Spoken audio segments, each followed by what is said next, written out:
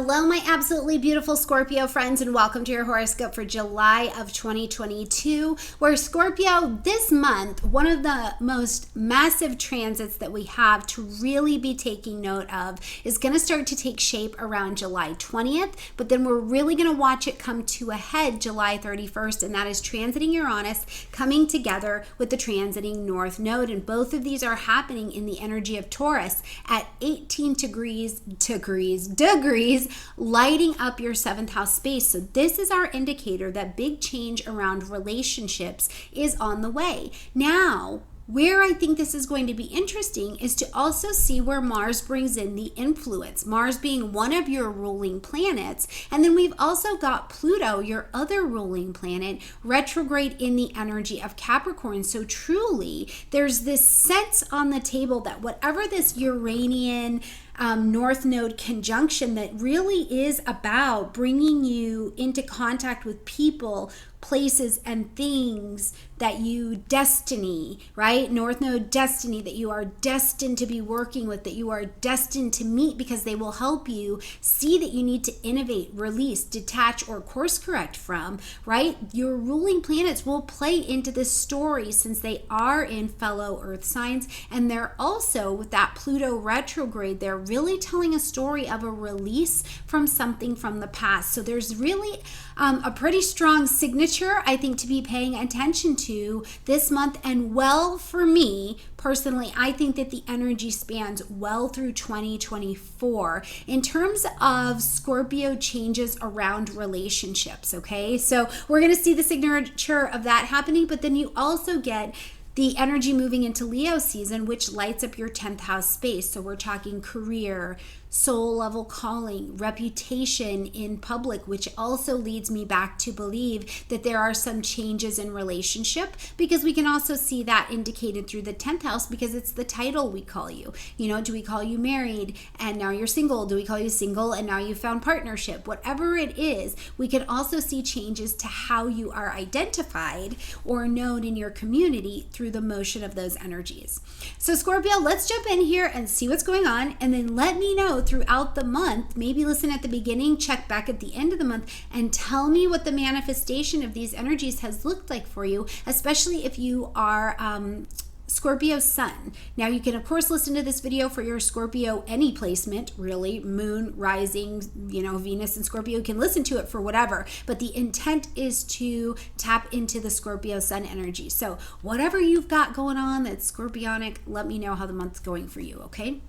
All right, at the beginning of the month on the 5th, we've got your ruling planet Mars moving into the energy of Taurus, and we're going to see this energy here all the way until August 20th, okay? Now, Mars moving into the energy of Taurus is working on your 7th house, so you're taking action in your relationships. The 7th house, conscious, chosen, one-on-one relationships and partnerships. This includes marriages, maybe serious commitments to moving in together, business partnerships, the relationship that's all important, you with this divine energy. What is that conscious, chosen, one-on-one relationship that is needing action in the area of your life? Because Mars is bringing action and movement and strategy here. Now, Mars in Taurus is low and slow, and also concerned with creating things that have long-term stability, or creating strategies that have long-term stability and value. So in your relationships, what kind of action or strategies are you getting in place so that you can have this long-lasting resource in your life, okay?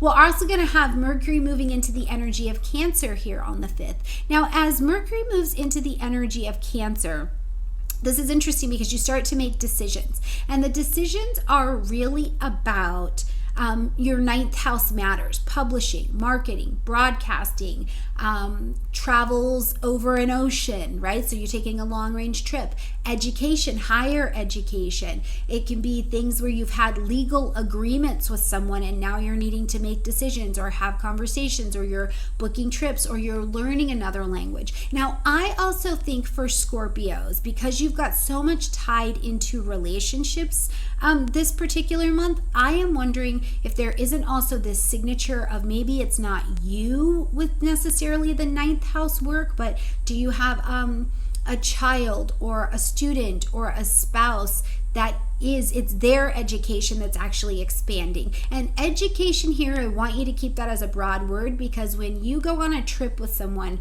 who's never been across an ocean, this is a kind of education and broadening of your horizons and their horizons that we don't see in a traditional academic way. So whatever that expansion is, it is about gathering new information and creating new roots and foundations and truths, okay?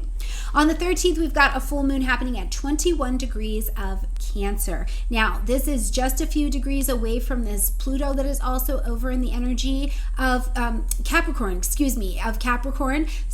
you've got this signature of change. Your ruling planet Pluto is over in Capricorn, so this signature of change, and it's genuine change of communication, third house, writing, teaching, contracts, learning, book deals, negotiations, buying and selling. This is an energy here of change. And really what I think that this looks like, because it's Capricorn and the full moon asks us to end something, acknowledge something, or make an adjustment, it can almost be a culmination for you where you're like, I have done my best work, right? I did the best I could in this contract. I did the best I could in this negotiation. I've done the best I could with my siblings. It's this sense of I have done the work of value.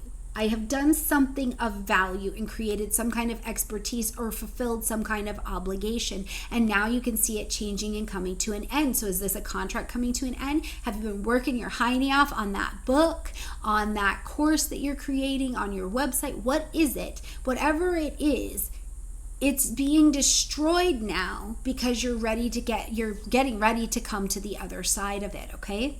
On the 17th, we see Venus move into the energy of Cancer, so now we have more support for this vision of the ninth house things, except for this is attracting in resources. Venus is attracting into your ninth house, publishing, marketing, broadcasting, long distance travel, education, higher education, legal things. So this is attracting in. Remember, Venus pulls in. You don't have to work hard with Venus.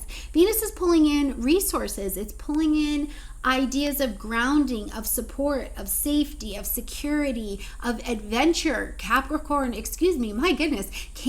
is a cardinal energy, so it is about a beginning. Maybe this is even a family vacation, and that's what it looks like for you, with all this Capricorn stimulation.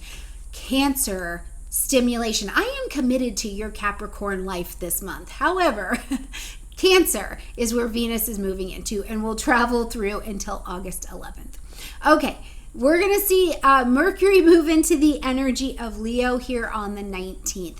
Now we're going to start to speed up the Leo energy of your chart, the top of your chart, the career, the soul level calling, the work that you do, the title that you carry. As we get to the 19th, we're going to see this area start to speed up. Mercury will move into Leo on the 19th. On the 22nd, we see the sun move into the energy of Leo. And on the 28th, we've got a new moon in the energy of Leo. So boom, we've got this fully loaded energy that is resonating and motivated to Leo. To what? Live big, take a risk, get out there, see it, love big, do things with children even, right? To change and to get honest with yourself, Scorpio, about the titles that you carry in the world, things that are assigned to your name. Do we call you mother? Do we call you father? Do we call you paying child support? And now that's coming to an end. What do we call you in public?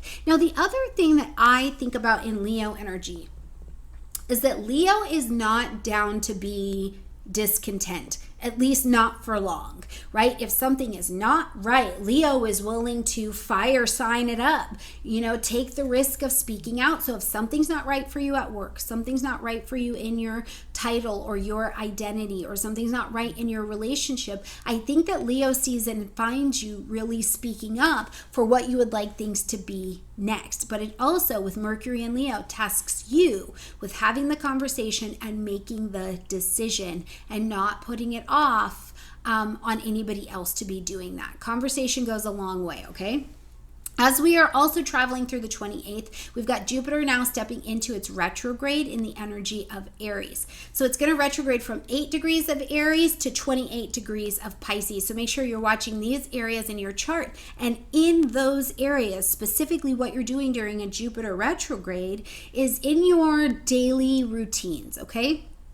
Your health, your wellness, in mundane things you do, your schedule, in being of service to other people, how you take care of your body, the medical practitioners that you allow to be of service into your life and to speak into your life, right? There's a change coming here, and you're relooking at your philosophies. You're relooking at plans and goals and designs. You're relooking at who is this next identity that you get to move into 2023 and 2024 with, because you've learned, you've gained wisdom, you've fulfilled things. I also think because Jupiter is so much about expansion, that when it's retrograde, we get a new vision of where we can expand our own horizons if we are willing to shed old perspectives that keep us stuck, instead of allow us to travel, put the baggage down so that you can actually travel. So you'll be re-looking at some of those energies until November, okay? Now, as we close out the month and we get to the 31st, we see transiting Uranus and the North Node coming into a conjunction at 18 degrees of Taurus. And this is that relationship energy that I know many astrologers are talking about for you this month, because it's just so important to realize that this energy is either bringing a person or a set of circumstances into your life to help you break down, detach, innovate from what has been in your relationships. Now, sometimes this can be great because it's that Uranus. Uranus throws the lightning bolt to help you make a decision. If you've been on the fence, it's like, boom, lightning bolt, split, make a decision. So if you've been making a decision, or you've been holding out where you're like, I'm not sure if I want to stay in this relationship or not, but I've gathered some information because something's not right in my relationship. So it doesn't mean that you always have to split and you break up and you get divorced, but it does mean that Leo season is going to help you speak some truth into what's going on in your relationship. Put all the cards on the table, no matter how hard it is or no matter how big of a risk you have to take, so that you can come to solution. And if you find out that the solution for you and a relationship, whichever one that is, cannot be sorted out, or maybe you feel like you're on different paths or different missions at this time, there can be the separation that creates the detachment that you need. Now, I also happen to think if you've had long range or a long term, think 18, 19 year connections to some person, place, or thing, some relationship, a contract, an agreement, you could also find this being the breaking point for that, like the contract's getting ready to end, or it is innovated in some way. Whatever it is, the nature of how you've been interacting in that 18, 19 year relationship will likely get very, very different with Uranus moving through Taurus. And the different is always about getting you in alignment with your right vibration and the right vibration for the other portion of the relationship as well. The universe is not just looking out for you, it's what's the greatest good for the whole. So lots going on in the relationship land this month, Scorpio. Please let me know in the comment section down below how this is manifesting for you. I look forward to seeing you where your destiny check-ins are taking you and the roads that it's getting you prepared to go down with this beautiful new informed identity of yours. All right, Scorpio, I love you a ton, and I will see you next month. Bye.